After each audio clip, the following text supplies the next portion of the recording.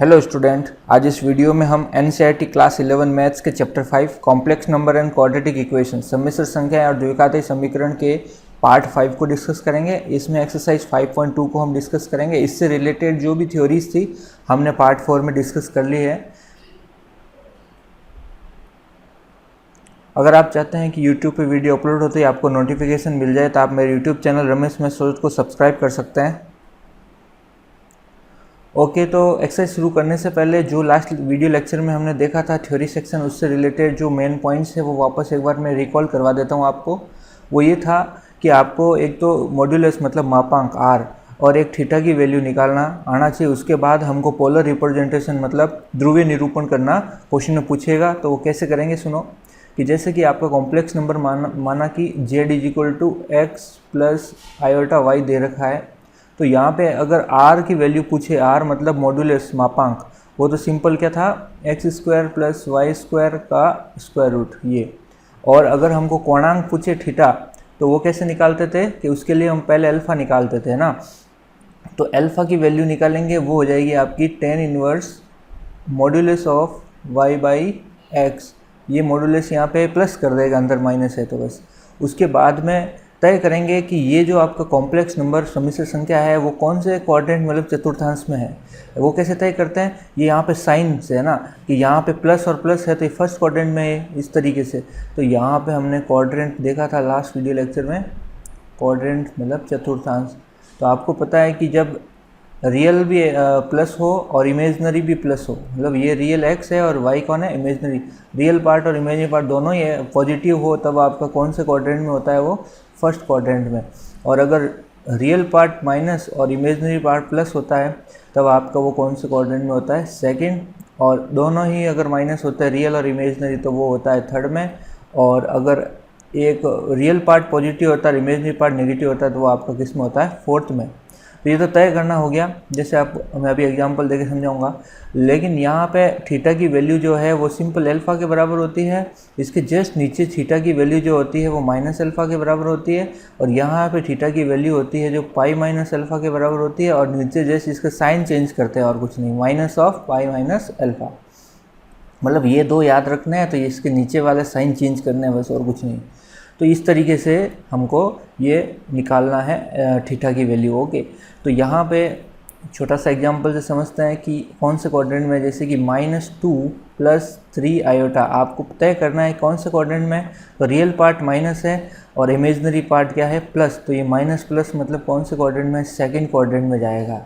ठीक है, तो इस तरीके से क्वाड्रेंट चेक करना आना चाहिए। ओके, तो ये तो आपका छोटा सा एग्जांपल से समझे थे। और ज़्यादा डिटेल से हम क्वेश्चन करेंगे अभी, उसमें देखेंगे। ठीक है, ओके। तो यहाँ पे ये हमने आर और थीटा निकालना सीखा।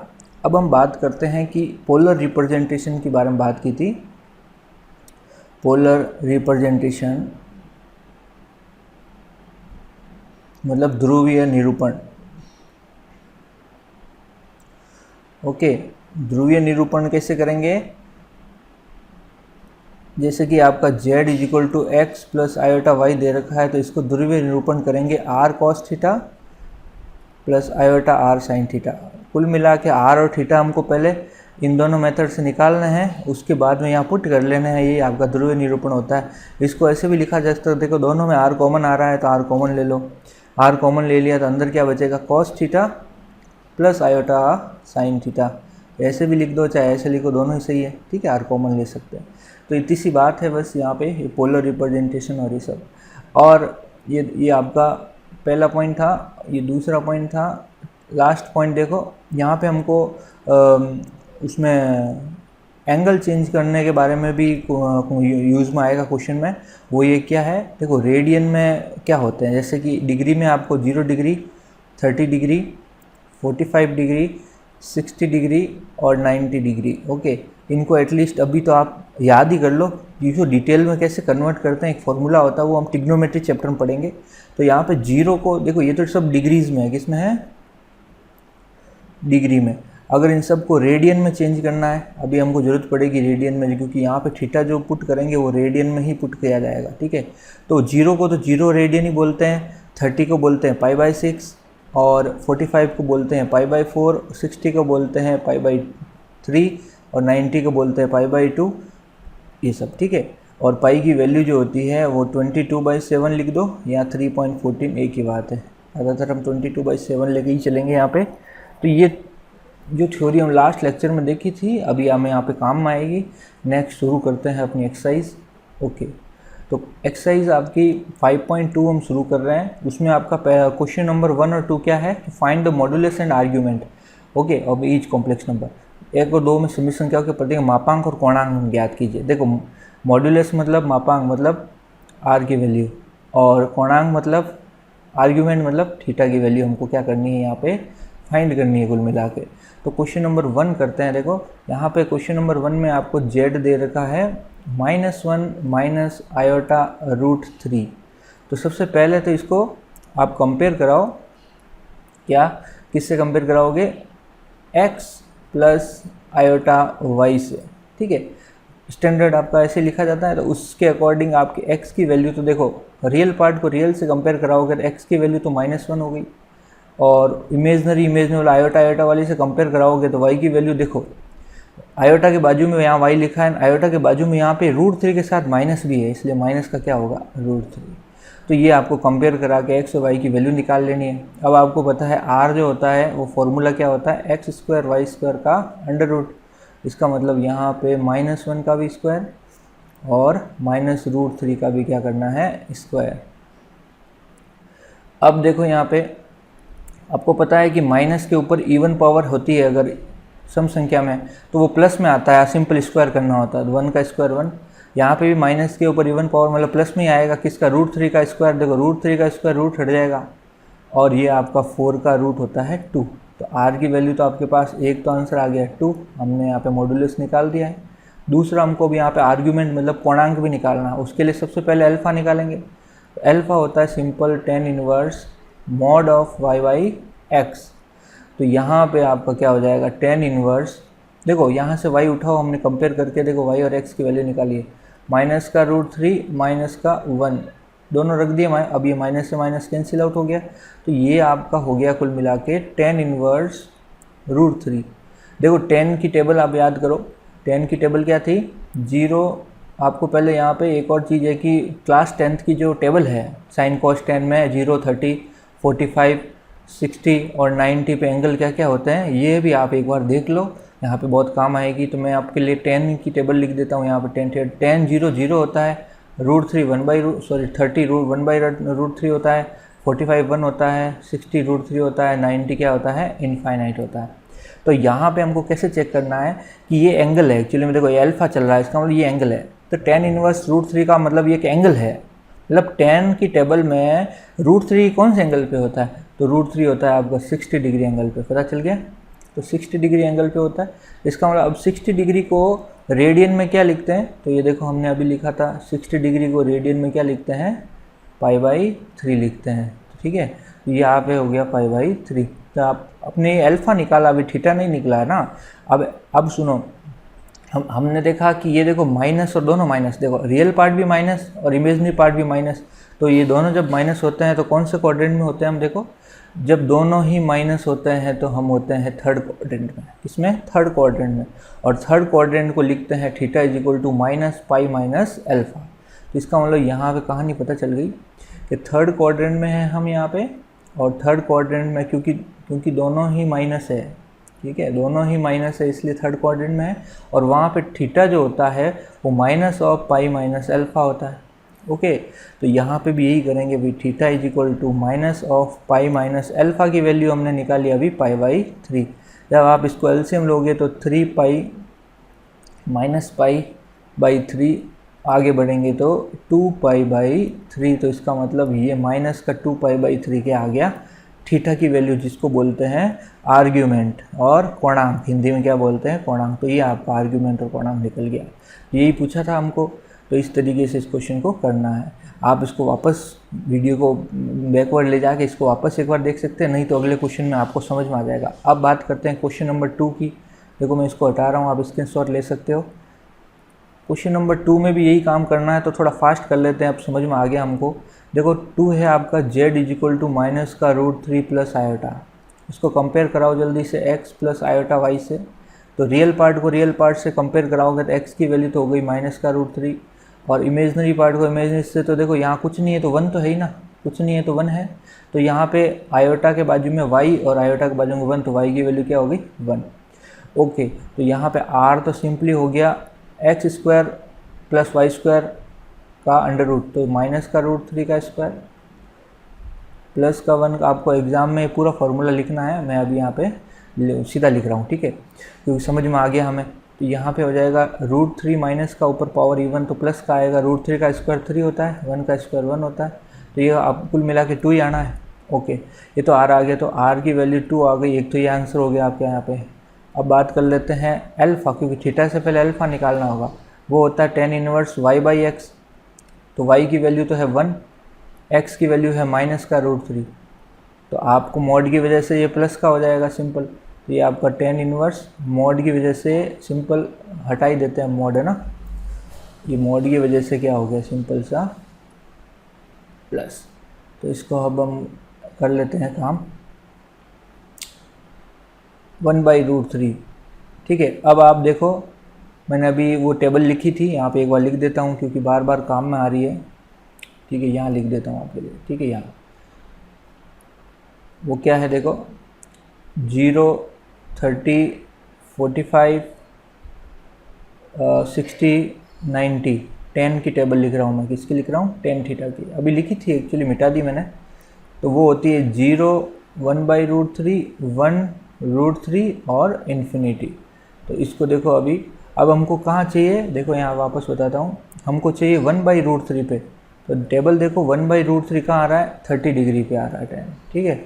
इसका मतलब ये 30 डिग्री हो गया, और 30 डिग्री को रेडियन में क्या लिखते हैं, π/6। ओके, तो सबसे पहले तो ये 30 डिग्री हुआ, और 30 डिग्री को रेडियन में लिखते हैं π/6। इसका मतलब अब आओ थीटा की वैल्यू पे, तो पहले तो यहाँ पे आओ कि ये देखो रियल पार्ट माइनस और इमेजनरी पार्ट 1, मतलब x माइनस और y 1, तो माइनस और y मतलब 1 मतलब प्लस का, सॉरी, तो यहाँ पे माइनस प्लस कौन से क्वाड्रेंट में आता है, देखिए माइनस प्लस आता है आपका सेकंड क्वाड्रेंट में, और थीटा को लिखते हैं π-α। तो इसका मतलब यहाँ पे सेकंड क्वाड्रेंट में हम, और थीटा जो है आपका π-α हो जाएगा, और थीटा की वैल्यू यहाँ पे π-α हमने अभी निकाला π/6। आप जब एलसीएम लोगे तो आपका आंसर आएगा 5π/6, कितना आएगा 5π/6। ये हमने आर्ग्यूमेंट निकाल दिया, थीटा की वैल्यू 5π/6, पूर्णांक निकाल दिया, ठीक है। और आर और थीटा की वैल्यू इस तरीके से हम निकालेंगे। तो समझ में आया क्वेश्चन 1 और 2। आगे बढ़ते हैं भाई।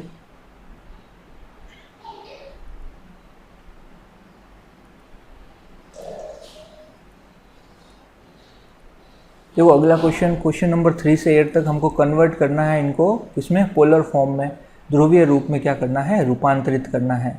तो क्वेश्चन नंबर 3, तो देखो सबसे पहले तो ध्रुवीय रूप में रूपांतरण कैसे किया जाता है, ये देखो ये आपका रहा ध्रुवीय रूप में रूपांतरण कि r cos theta plus iota r sin theta, या फिर इस रूप में लिखना है। तो कुल मिला के हमको अभी भी r और थीटा की वैल्यू क्या करनी है, फाइंड करनी है। तो ये सब करना होगा। देखो तो सबसे पहले तो क्वेश्चन नंबर 3 करते हैं। क्वेश्चन नंबर 3 है 1 माइनस आयोटा, वही काम करना है, इसको कंपेयर कराओ x plus y iota y से। तो यहाँ से x की वैल्यू तो हो गई +1 और y की वैल्यू हो गई, अब तो कंपेयर करना आ गया ना, -1, देखो आयोटा आयोटा है ना। तो अब तो यहाँ पे r की वैल्यू तो सिंपल हो गई 1 का स्क्वायर, x² प्लस y² का अंडर रूट होता है, तो यहाँ पे ऐसे लिख दिया। तो कुल मिला के आपका आ गया 1 का स्क्वायर 1, -1 का स्क्वायर भी 1, और ये आपका √2 आ गया। क्लियर है। अब हम निकालते हैं थीटा निकालने से पहले अल्फ़ा निकालना पड़ेगा, और अल्फ़ा होता है tan इनवर्स y/x। तो इसका मतलब ये आपका हो गया tan इनवर्स y की वैल्यू है -1, x की वैल्यू है 1, मॉड की वजह से ये आपका सिंपल प्लस का 1 हो जाएगा। ओके, और आपको पता है कि tan 1 कहाँ होता है, tan 1 होता है 45 पे, 45 डिग्री पे होता है, और 45 को क्या रेडियन में क्या लिखते हैं, π/4। तो ये काम अभी वहाँ पे कर लेते हैं। तो यहाँ पे ये तो होता है 45 डिग्री, और उसको रेडियन में बोलते हैं π/4। ओके, तो ये π/4 हो गया। तो ये हमने अल्फ़ा निकाला। थीटा देखो क्योंकि x मतलब रियल पार्ट तो प्लस है और इमेजिनरी पार्ट माइनस है, इसका मतलब प्लस और माइनस कहाँ पे आता है, देखो प्लस और माइनस ये रहा प्लस और माइनस, मतलब फोर्थ क्वाड्रेंट में माइनस अल्फा लिखते हैं थीटा को, ठीक है। तो इसका मतलब ये आपका फोर्थ क्वाड्रेंट में है और वहाँ पे आप थीटा को क्या लिखते हैं, माइनस अल्फा। इसका मतलब theta is equal to minus alpha की वैल्यू हमने अभी निकाली 5/4। इसका मतलब यहाँ पे हम क्या लिख देंगे इसको, देखो ओके। तो ये थीटा आ गया। अब हमको पोलर फॉर्म में लिखना है, तो पोलर फॉर्म में कैसे लिखेंगे, पोलर फॉर्म में होता है r cos theta plus iota r sine theta, या फिर हम इसको ऐसे भी लिख सकते हैं, आर कॉमन ले लिया, cos theta plus iota sine theta. तो वैल्यू पुट करेंगे, आर की जगह तो आपकी हो गई √2 और कॉस थीटा की जगह हो गया -π/4 प्लस आयोटा साइन थीटा की जगह हो गया -π/4। आपका ये आंसर हो गया। देखो इसमें एक्स्ट्रा कुछ नहीं, कुछ क्या करना है, सिंपल 3 से 8 में एक्स्ट्रा क्या करना है कि यहाँ तक तो निकालना ही है, थीटा और अल्फा तो थीटा और आर तो निकालना ही है। उसके बाद बस इस फॉर्मूले में पुट कर लेना और कुछ नहीं करना है। ये आपका पोलर फॉर्म हो गया, ध्रुवीय रूप हो गया। ओके, अगला क्वेश्चन नंबर 4 करते हैं। देखो स्क्रीनशॉट ले लो इसका वाले। ओके, क्वेश्चन नंबर 4 में भी यही सब काम करना है, तो फटाफट कर लेते हैं। देखो हमको दे रखा है इस बार -1 प्लस आयोटा। ओके, इसको कंपेयर कराओ आप x प्लस आयोटा y से। x हो गया आपका -1, y हो गया आपका 1, r हो गया आपका, सिंपल वही आंसर आएगा, -1 का स्क्वायर 1, 1 का स्क्वायर y का स्क्वायर 1, और अंडर करेंगे तो √2 आएगा, और अल्फा निकालेंगे, देखो सेम आएगा इसका तो आंसर लग रहा है, थोड़ा सा अलग है, देखो कर लेते हैं। tan इनवर्स, फिर वही मॉड y/x, तो 1/-1, और इस वजह से मॉड की वजह से ये 1 हो गया। और आपको पता है अभी किया था कि tan इनवर्स 1 कौन से एंगल पे होता है, अभी टेबल देखोगे तो 45 डिग्री पे, और 45 को रेडियन में π/4 बोलते हैं। वो सब आप साथ में रखो नोट्स, आपको पता चल जाएगा कैसे कन्वर्ट करना है। और देखो रियल पार्ट माइनस है और इमेजनरी पार्ट प्लस है, इसका मतलब ये आपका कौन से क्वाड्रेंट में दिखा देता हूँ आपको, माइनस प्लस मतलब सेकंड क्वाड्रेंट में, और इसका मतलब π-α लिखेंगे इसको, π-α। ये देखो सेकंड क्वाड्रेंट में है, और वहाँ पे आपका थीटा जो होता है वो π-α होता है। इसका मतलब थीटा आपका हो गया π-π/4, जो होता है 3π/4। क्या होता है, एलसीएम ले लेना आप, 3π/4, ठीक है। तो ये आपका क्या आ गया, थीटा आ गया। अब इसको आपको सिंपली फॉर्मूले में पुट करके पोलर फॉर्म निकाल लेना है। वो क्या कि वो होता है r bracket cos theta plus iota sine theta.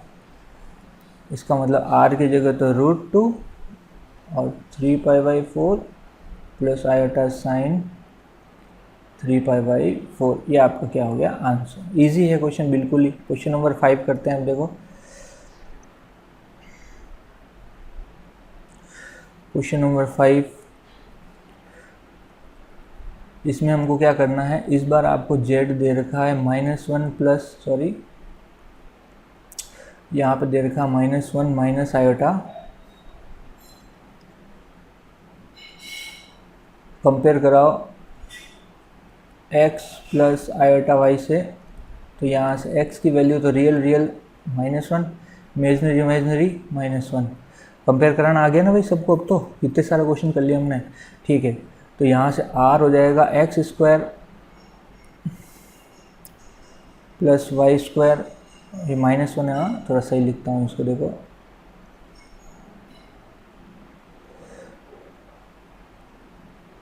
और ऊपर अंडर रूट। तो ये आपका दोनों के ऊपर स्क्वायर है, इस वजह से प्लस का 1 का स्क्वायर हो जाएगा, और ये आपका √2 हो गया। अल्फा जो हो जाएगा आपका tan इनवर्स y/x, मतलब -1/-1 कट गया, आपका tan इनवर्स 1 हो गया। अभी देखा था tan इनवर्स 1 45 डिग्री पे होता है और उसको π/4 बोलते हैं। अब देखो ये भी माइनस, ये भी माइनस, तो माइनस और माइनस फोर्थ क्वाड्रेंट में होता है, आपको सबको पता है, ओके।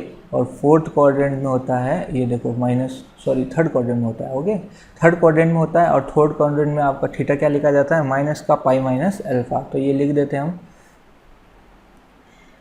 तो यहाँ पे देखिए, ये थर्ड क्वाड्रेंट में लिखना है इसको,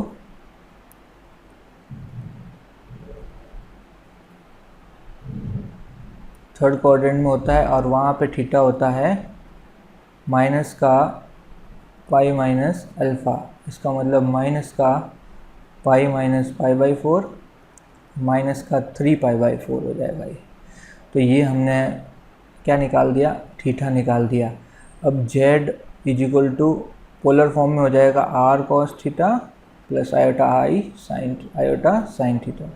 तो ये √2 r की वैल्यू ये रही, देखो हमने निकाली, और cos थीटा की वैल्यू माइनस का 3π/4 और प्लस आयोटा साइन थीटा की वैल्यू माइनस का 3π/4।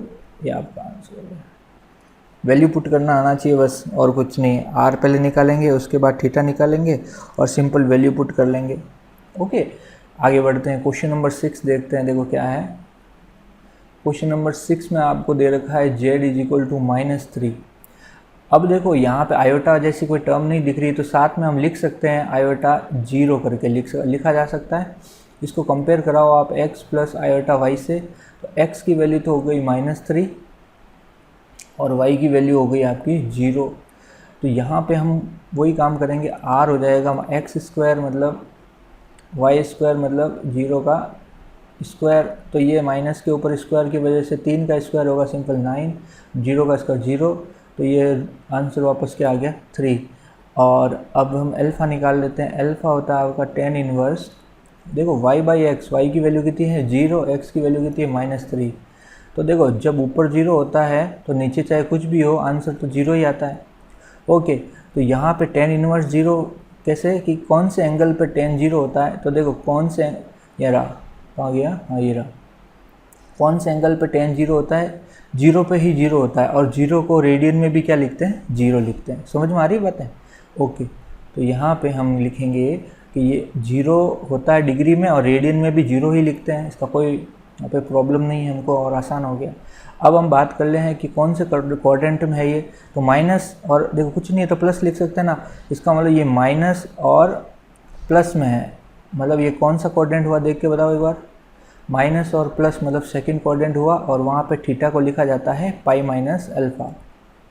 ओके, तो यहाँ पे ये सेकंड क्वाड्रेंट हुआ, और इसमें आपको यहाँ पे थीटा जो है वो π-α लिखा जाता है। इसका मतलब ये π-α की वैल्यू अभी निकाली 0 थी, इसका मतलब थीटा क्या आ गया पाई।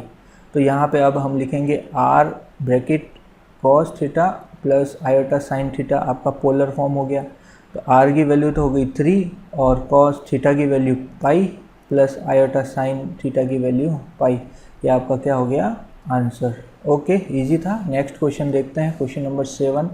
इसमें हमको क्वेश्चन नंबर 7 में देखो √3 प्लस आयोटा। ओके, तो इसको कंपेयर कराओ आप x प्लस आयोटा y से, तो x की वैल्यू तो हो गई √3 और y की वैल्यू हो गई 1। तो इसका मतलब यहाँ पे r हो गया आपका √3 का स्क्वायर, 1 का स्क्वायर, और सिंपल √3 का स्क्वायर 3, 1 का स्क्वायर 1। आपको पता है ये 4 होगा, और 4 का स्क्वायर रूट क्या होता है 2। अल्फ़ा निकालेंगे tan इनवर्स। अब तो ये आपको सबको आ गया होगा करना, मोड में है ना, और देखो ये मोड में है, थोड़ा सा ही लिखते हैं इसको। ओके, मोड में है y/x, तो y1 x √3, तो वैसे भी प्लस में ही है। और आपको पता है कि टेबल में 1/√3 कौन से एंगल पे होता है, देखो 1/√3 आपका 30 डिग्री एंगल पे होता है, ठीक है। और 30 डिग्री को हम लिखते हैं रेडियन में π/6। तो देखो 30 डिग्री होता है, और देखो मुझे तो आता है, ये बार बार मैं आपको पीछे स्लाइड में ले जाके इसलिए दिखा रहा हूँ कि आपको आसान लगे सब कुछ, ठीक है। और आप भी 1-2 बार ऐसे प्रैक्टिस करोगे तो, और हर एक क्वेश्चन इसलिए करा रहा हूँ क्योंकि किसी को 2 क्वेश्चन करने के बाद भी डाउट रह जाता है तो अगले क्वेश्चन में क्लियर हो जाता है वो, ठीक है। तो π/6, ओके, तो ये आपका हो गया। तो अब हमको पता है थीटा निकालना है, तो पहले क्वाड्रेंट चेक करेंगे, दोनों प्लस, देखो साइन चेक करेंगे तो दोनों प्लस प्लस है, और फर्स्ट क्वाड्रेंट होता है प्लस प्लस, मुझे तो सबको पता है। फर्स्ट क्वाड्रेंट में सिंपल आपका थीटा जो है वो अल्फ़ा के बराबर होता है। देखो दिखा देता हूँ मैं आपको, ये देखो दोनों ही प्लस प्लस में फर्स्ट क्वाड्रेंट में थीटा किसके बराबर होता है अल्फ़ा के। तो इसका मतलब यहाँ पे सिंपली थीटा किसके बराबर हो गया π/6, और आपका r cos theta plus iota i sine theta. तो r बार आ गया आपका 2 cos थीटा मतलब cos π/6 प्लस साइन π/6। ये आपका क्या हो गया आंसर। आप चाहे तो 2 को अंदर मल्टीप्लाई भी कर सकते हैं। देखो लास्ट क्वेश्चन करते हैं अब, क्वेश्चन नंबर 8। हमको जेड इस बार सिंपल दे रखा है आयोटा। अब देखो इसका रियल पार्ट नहीं है तो मैं 0 प्लस आयोटा लिख सकता हूँ, कोई प्रॉब्लम नहीं है, ताकि इसको कंपेयर कराऊंगा तो हमको रियल पार्ट और इमेजनरी पार्ट मिल जाए। रियल पार्ट तो 0 हो गया, इमेजनरी पार्ट क्या हो गया 1। देखो कंपेयर कराओ आप आराम से, आयोटा के बाजू में कुछ नहीं लिखा है तो 1 हमेशा बोल रहा हूँ मैं, ठीक है। ओके, तो यहाँ पे r हो जाएगा x का स्क्वायर, 0 का स्क्वायर 0, 1 का स्क्वायर 1, ओके, और अंडर रूट, तो 1 का अंडर रूट 1 होता है। ओके, अल्फा हो जाएगा आपका tan इनवर्स, देखो इस बार आएगा y 1 है बाई x मतलब 0, और 1/0 जो होता है आपको पता होना चाहिए इनफाइनाइट होता है, आगे से याद रखना नहीं पता है तो 1/0 क्या होता है इनफाइनाइट। और अब बताओ कौन से एंगल पे tan इनफाइनाइट होता है। देखो कौन से एंगल पे tan जो है वो इनफाइनाइट होता है, 90 डिग्री एंगल पे, और 90 डिग्री को रेडियन में बोलते हैं π/2। तो ये अब यहाँ पे लिख देता हूँ मैं, ये आपका 90 डिग्री पे इनफाइनाइट होता है और उसको रेडियन में बोलते हैं π/2। और थीटा अब बात करें उससे पहले साइन चेक करो, दोनों ही प्लस है, दोनों ही प्लस है, ओके, दोनों ही अगर प्लस है आपके तो इसका मतलब फर्स्ट क्वाड्रेंट में गया वो, और फर्स्ट क्वाड्रेंट में आपका क्या हो जाएगा देखो, ओके, तो इसका मतलब ये फर्स्ट क्वाड्रेंट में है और वहाँ पे थीटा जो है वो अल्फा के बराबर होता है, इसका मतलब थीटा भी क्या आ गया आपके पास π/2 के बराबर आ गया। ओके, अब बस सिंपल इसको पुट करना और कुछ नहीं, इसमें r cos theta polar form में आयोटा साइन थीटा के रूप में ध्रुवीय निरूपण। तो ये आपका r तो 1 हो गया और थीटा π/2 है, आयोटा साइन π/2। आगे सॉल्व नहीं करना है, ऐसा नहीं कि साइन cos π/2 मतलब cos 90 की वैल्यू पता है इसमें पुट कर लेते हैं, नहीं, इसको इसी रूप में लाके छोड़ देना है, आपका आंसर हो गया। ओके, तो इस तरीके से आपकी एक्सरसाइज 5.2 कंप्लीट हो गई। Okay, thank you.